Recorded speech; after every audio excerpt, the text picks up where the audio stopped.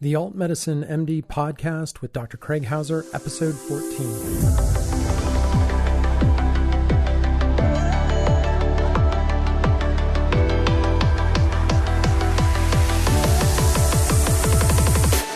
Hello, my friends, and welcome to this week's show. I have the privilege of speaking with Martha Calihan. Dr. Calihan is a functional medicine practitioner and has practiced family medicine for more than 30 years. She is board certified in holistic and integrative medicine, the founder and CEO of the Five Stones Healing Arts and Wellness Center in Virginia, and is also trained in acupuncture and mind-body medicine. Dr. Calihan treats people with chronic complex conditions using the tools of functional and integrative medicine to address issues from general wellness to gut imbalance to chronic Lyme, and has a special interest in autoimmune conditions. She believes that true health comes from being in balance in body, mind, and spirit, and that the body has the innate ability to heal itself when properly supported. Having come to understand the power of mindfulness as a tool for living and for healing, she uses mindfulness as the core philosophy in much of her work and teaching. So, Dr. Calihan, first of all, welcome to the show. Thank you.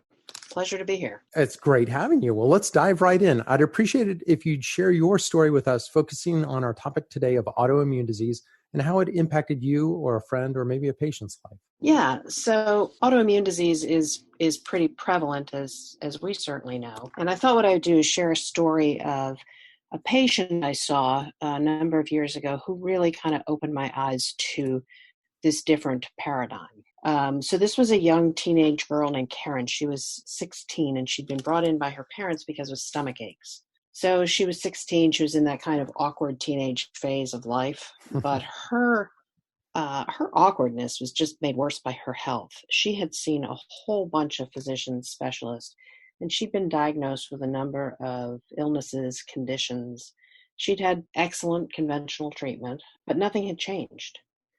And she was taking a large number of medications, and she was still pretty miserable. So when she came to see me, she had diagnoses of migraines, some eczema and acne, stomach aches with diarrhea and constipation, asthma, allergies, polycystic ovarian syndrome, and depression. So here was this girl at age 16. She had 7 diagnoses, and she was taking at least 7 different medications. She was still fatigued. She was irritable. She couldn't exercise well. She had brain fog. She had headaches. She was wheezing, and her IBS symptoms. So as dramatic as that sounds, you and I both know that that's not that uncommon to see people with this sort of constellation of stuff going on. No, very common. And the poor kid, she felt miserable. She was missing a lot of school. She had basically no social life. So, I knew in my head that we're supposed to be able to tie everything together.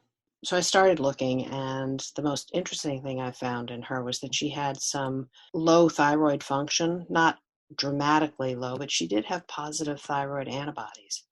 So she was developing an autoimmune condition. And as we kind of worked through it, that's because she had all this inflammation. And when I went back and looked, basically each of these conditions could be attributed to inflammation. Oh, sure. So as we started to address this, we helped her make some lifestyle changes because she had to change her diet, get off SAD, which is what we call the standard American diet, where everything is white and brown. Did some food sensitivity testing, find out what she was actually reacting to. Started her on nutritional supplements, tried to clean up her gut, and helped her lower her inflammation.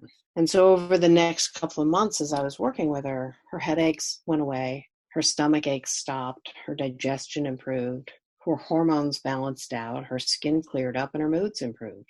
She came off of 6 of her medications and was starting to come down on her asthma medications. Wow. And the most remarkable thing was that her thyroid antibodies became negative. That's awesome. So who wouldn't love that? No kidding. Well, that's an impressive change. Yeah. And it was exciting because basically what it did is it gave her life back.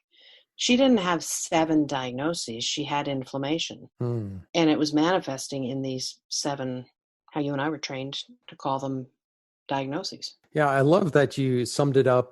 You tied it all together with inflammation, because I totally agree. We're always taught in med school that you should simplify everything and tie it all into one disease. But you and I both know that there's a lot of confounding factors. So maybe we could say inflammation or autoimmune, but it's gut dysbiosis and poor diet that you mentioned, sensitivities to food, prior exposure, maybe to antibiotics. There's got to be a whole host of things, right? Absolutely, yeah. And that inflammation that leads to this process of autoimmunity, which really is the body, quote unquote, attacking itself. And we do believe that most of that gets stimulated through inflammation, but we get to inflammation through many different pathways, like you were just mentioning. Mm-hmm. So certainly food intolerance, eating a poor diet, an inflammatory diet is one of those big pathways in, but so are other things. A lot of toxins. It can be mental, emotional stress. Any kind of stress can increase inflammation. Infections, hormones being out of balance, and the gut imbalance that is so common in so many people who've had multiple courses of antibiotics over their lives. Right. Well, how important do you think it is to diagnose specifically in her case, the autoimmune condition? You clearly saw elevated thyroid antibodies, which is Dr. Calihan's alluding to Hashimoto's thyroiditis. And then her antibodies go back to normal. So I'm assuming you didn't have to start her on any thyroid meds. But is it important to get that diagnosis, or is it important to treat the root cause? Well, I think a little bit of both. Thyroid disease, autoimmune thyroid disease, is a little different from some of the other autoimmune diseases in that we can, if we need to, replace the thyroid hormone. And if somebody chose that could be the end of it. But if we understand that the thyroid dysfunction is coming from the autoimmunity, and we can do the things to hopefully make those antibodies, calm down that process so that the body doesn't keep producing those antibodies, I think that's best. Mm-hmm. And it also can be important for someone to see that what they're doing is actually helping drive this process. And when you see the antibodies elevated, that's pretty significant. Right. And you could have like you just said, you could have chosen to give her thyroid supplementation, Synthroid, or a naturally desiccated thyroid or something like that, and just treat, just treat that number. But instead, you worked at all the other areas, and presumably you didn't have to give her the medicine. Now, of course, I'm not saying all patients are going to be like that, but in her case, yeah. And the amount of people who are struggling with autoimmune disease is just absolutely skyrocketing. And again, I think there are lots of reasons that go into that. But I always tell patients, yes, there can be a genetic predisposition or an ability to go in that direction. Mm-hmm. But you don't just walk under the autoimmune cloud and it rains on you. Well, tell me a little bit about autoimmune. What does it mean to have an autoimmune disease? How do you diagnose it? How do you get it? Give me a little background, please. Well, it's not contagious. So yeah. So really what autoimmune means is that the immune system in the body is making antibodies against itself. So it's attacking yourself, which is kind of a very loaded phrase. I mean, if you think about it, that's kind of an awful sounding process. Mm-hmm. And over time, unchecked, that self-attack can damage the tissue that is being attacked. So if you have rheumatoid arthritis, you can get inflammation and damage in the joints. If you have inflammatory bowel disease, it can damage the bowel. If you have scleroderma, it can actually damage the skin. If it's Hashimoto's thyroiditis, the thyroid gland itself. And there are lots of other examples of autoimmune disease. There are a huge number of them, actually. And so how does it happen? Why does the body start doing that? When you look at the immune system itself and the way that it's designed, we have particular cells that will take pieces of stuff that come along.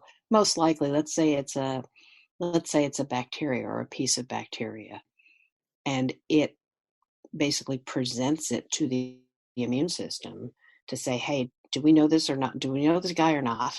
Mm-hmm. And if not, do we have antibodies to this bacteria, or can we, what can we do to get rid of this for this person? And I'm making it a story, but if it's a pathogen, a bacteria or a virus, and the body responds with antibodies, that's what we're looking for. And it can get rid of it that way.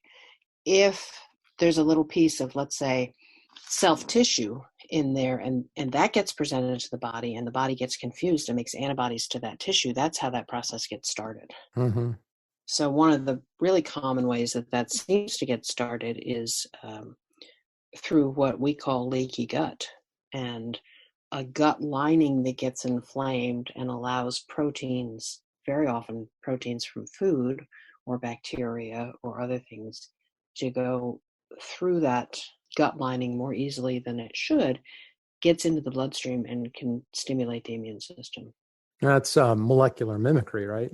Exactly. So if it's a little piece of what everyone talks about is if it's a little piece of gluten protein that goes across, the body takes that and very often thinks it's thyroid and then starts to attack the thyroid. Right. It's your own soldiers attacking your thyroid and helping to destroy it, break it down. Right. Hello, my friends. I'm Dr. Craig Hauser of Hauser Health, serving the beautiful states of Maryland, Virginia, and Pennsylvania. If you too have been run through the ringer, feel like crap, and haven't figured out how to fix your medical issue, feel free to shoot me an email.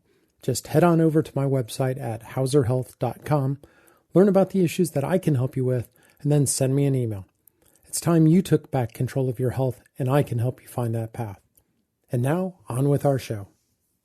Wow. So now, is everybody at risk of an autoimmune disease or only certain people? Well, I think that anybody could be at risk for that based on their levels of inflammation, but certainly there are people with increased risk if they have a family history of autoimmune disease. Mm-hmm. So they have the genetic coding. Yes.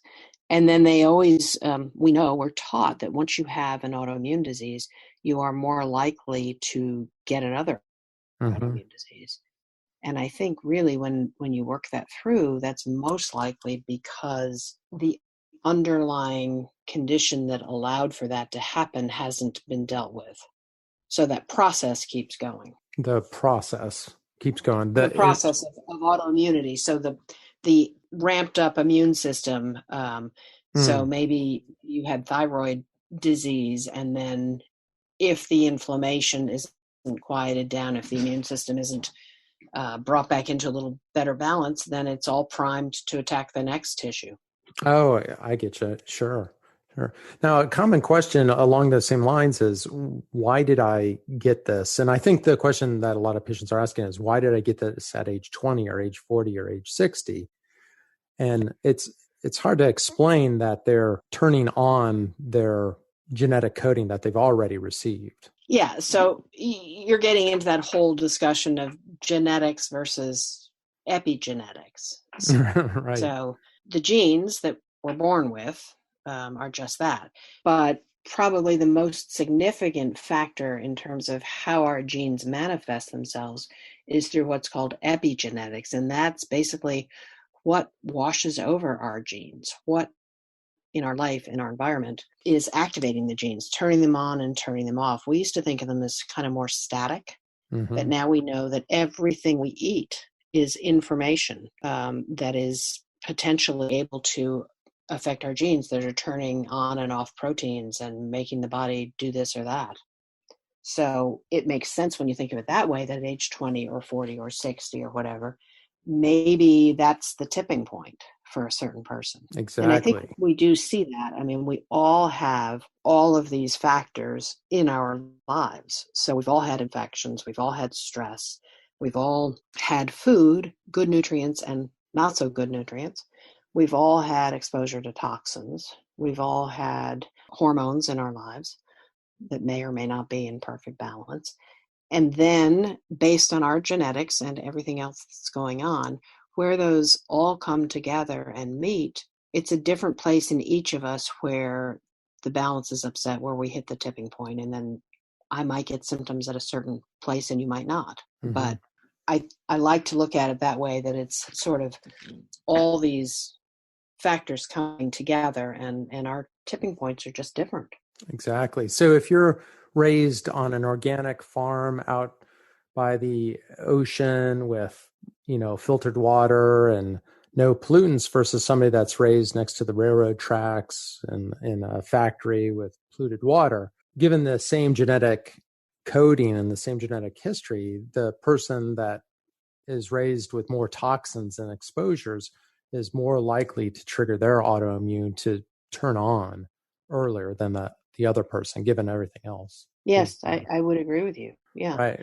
Because again, it all goes through inflammation, and each of those things are inflammatory.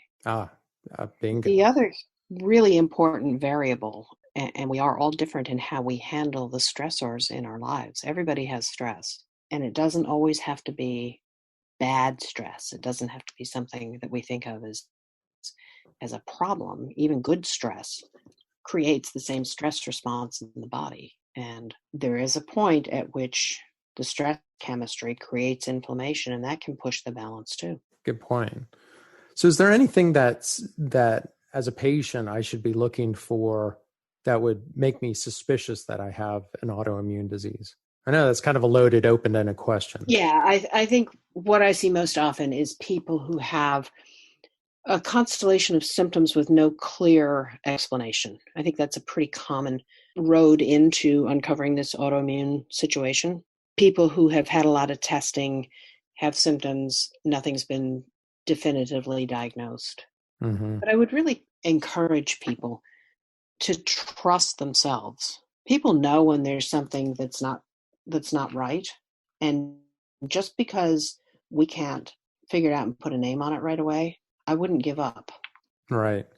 Yeah. And I'm not certain 100% of the time it's important to put a name on it versus having somebody like an integrative and functional medicine doctor that can get to the root of it and can say, you've got the inflammation. And if we start working on the things that you did with your patient, Karen, we work on your diet, we work on healing your leaky gut, we work on your stress, your sleep, all that good stuff, that we can bring it a lot of times into control and make it manageable. Absolutely. Yeah. And I agree with you. I don't know that it needs a name. When something's out of balance and somebody's living in an inflammatory soup, the work to be done is the same, to try to quiet that down. So since we're talking about autoimmune, share something with us that we don't know about it that as patients we probably should. I think the most important thing to know is how incredibly common it is. That, and there are two pieces of the next thing I'm going to say. One is if you have activated that process in your body, I think you need to think that you are potentially able to go down that route again if the same or even a different constellation of factors stimulates your inflammation. But the flip side of that is that you absolutely, particularly when we're dealing with it early on, can reverse all these factors that lead to it, and you can get the antibodies back to a negative place and really stop stimulating the immune system. Mm-hmm. Keep it from flaring up. Yeah. Yeah. And so we're not using the words cure. What we're saying is, I guess maybe a word like put it in remission. Yeah. Put it in remission. Yeah.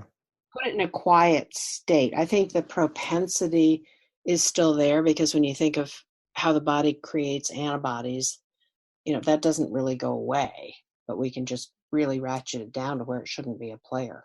Mm-hmm.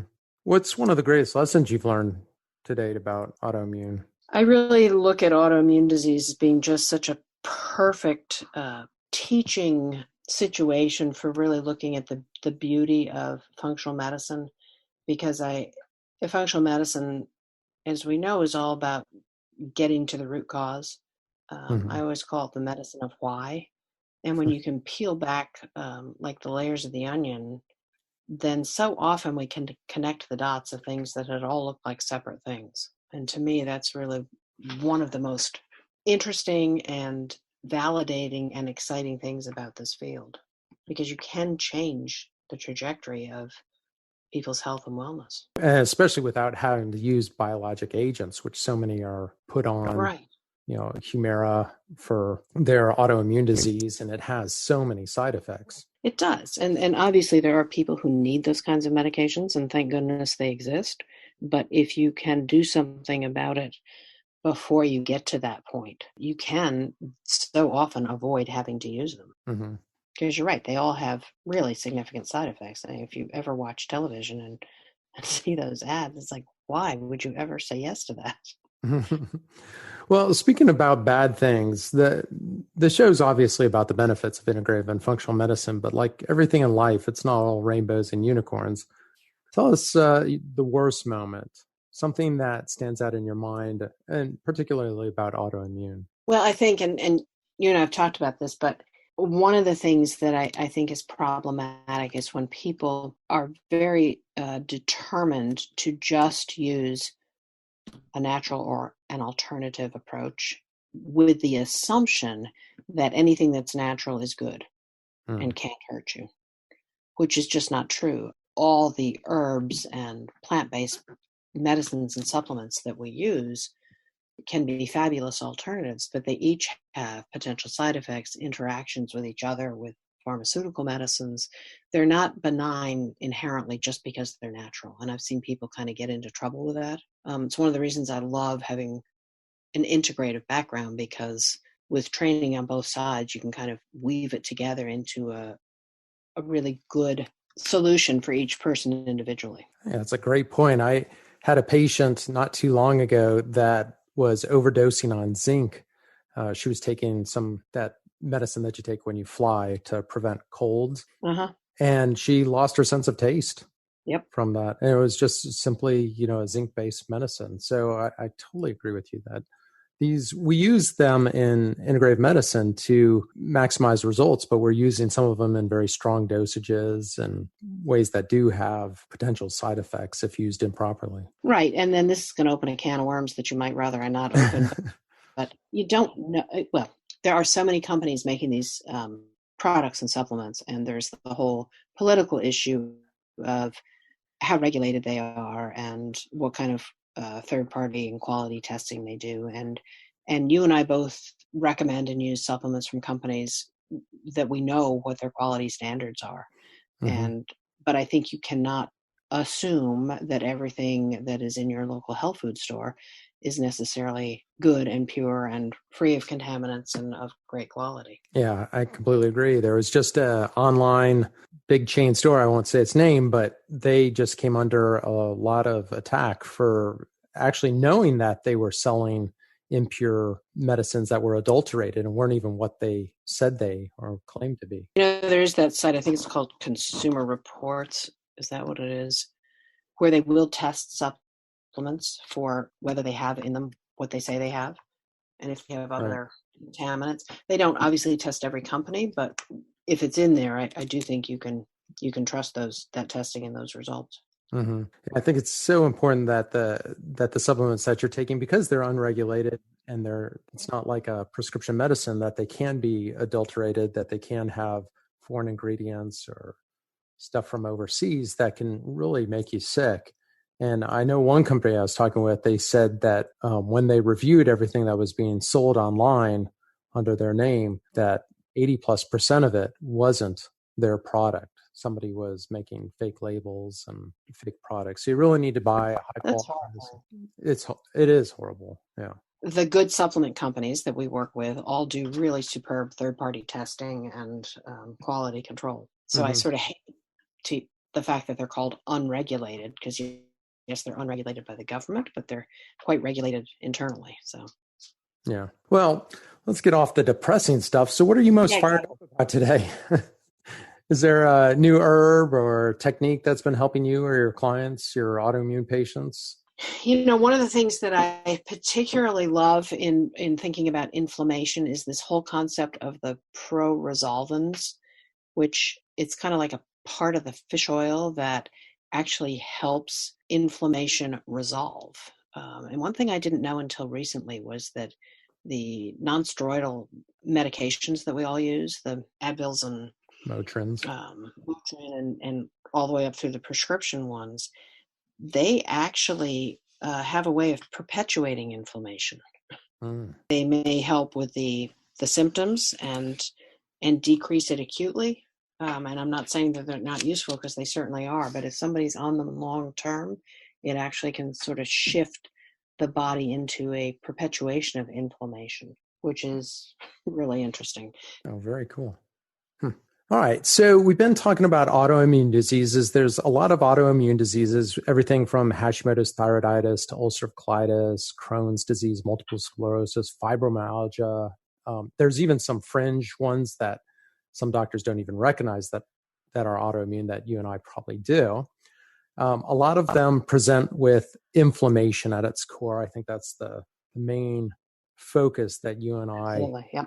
dive into. And then, of course, we work them up. We do different labs, do different testing, and then we approach them from multiple different angles. Is that kind of a grasp of how you look at autoimmune? Absolutely. And I think that two, we're always looking for sort of that place you can put the lever and start to affect change. So it is addressing and doing what you can to decrease inflammation. And I would say there isn't any one of us who didn't have ways we could decrease our inflammation. And then also looking maybe in more detail at what the status of the immune system is and some things that can be done to try to shift how it's responding to that inflammation. Is there any labs that you can think of off the top of your head that you'd say most patients that are presenting with inflammation should have performed, or is it too hard to answer that you have to see the individual No, patient? I think people should have that C-reactive protein. That's a really good marker of inflammation. Certainly a vitamin D level, because that is so low in almost everybody with autoimmune disease. It seems to go together. Mm-hmm. The basic things like the CBC can tell us kind of what the blood system is doing. And then the ANA, which is the kind of screening anti-nuclear antibody that we all were taught to use to look for autoimmune disease, because that is just an antibody that the body starts to make under these conditions. Yeah, I'm glad you brought up the ANA, the antinuclear antibody test, because that's a little tongue in cheek. I'll say that's just one of those tests that is so accurate, and you just do it and you know exactly what your patient has, right? Exactly. It tells you nothing Right. except that there's something going on. Right. And so we're both being a little bit silly here, is that the ANA test is a tool that we use, but is very non-specific, and it gives you general percentages. So you don't know if somebody's got an undifferentiated connective tissue disease or lupus or Sjogren's or scleroderma a lot of times, because they so overlap in similar antibody presentations. Exactly. But I will say this about the ANA.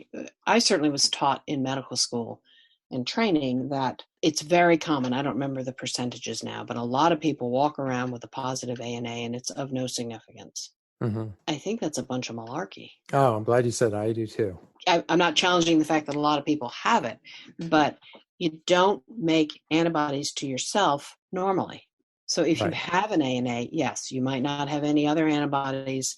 The rheumatologist might not be able to make a diagnosis yet Mm-hmm. because the other pieces haven't come into play yet. But I don't think that it's okay to just ignore that. I think that's your red flag for there's something going on.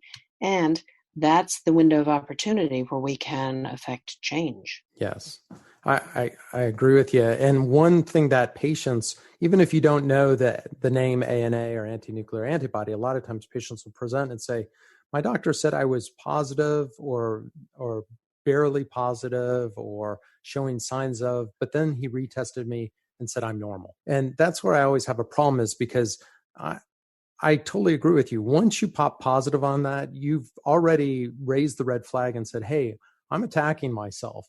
And if you drop below that threshold, remember that threshold isn't zero. It's a threshold of whatever number the lab is using, but it's the sensitivity of the testing. That's all you've done, is drop below the sensitivity of the test. Right. Yeah. Yeah. So, And I think that again, we're taught that most autoimmune diseases, and I'll just use lupus as the example, but it usually takes a number of years to make the diagnosis.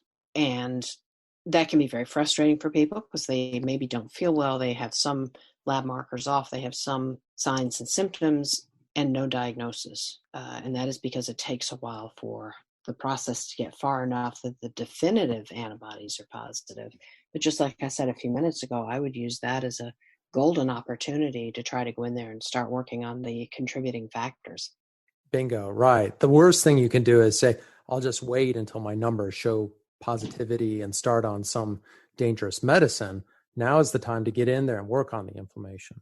Exactly. I Yep. love it. Well, as we're approaching the end of the show, is there any other advice that you'd like to offer on autoimmune? I think I said it earlier, but I would just encourage people to trust themselves. Don't accept your labs are fine, so you're fine answer to why you're not feeling well. Look further. I totally agree. Well, how do we continue to spread the good word about integrative and functional medicine? One of my favorite people to follow is Dr. Mark Hyman. Oh, yeah. And also the Institute of Functional Medicine. But Dr. Hyman has contributed so much to the word about functional medicine getting out. I love his writings, his books, his blogs, everything about it, what he offers. I do too. I actually recommend one of his books to my patients. So, Dr. Hyman, when are you going to be on this show? So, well, Dr. Calihan, is there a way our podcasters can connect with you in the future? Absolutely. So our website is www.fivestoneswellness.com. Awesome. Thanks for sharing that. Well, I can't tell you how much I appreciate you being on this show and spreading the good word about medicine and health. Please keep doing what you're doing, and I know we'll make an impact together. My pleasure. Thanks so much for inviting me.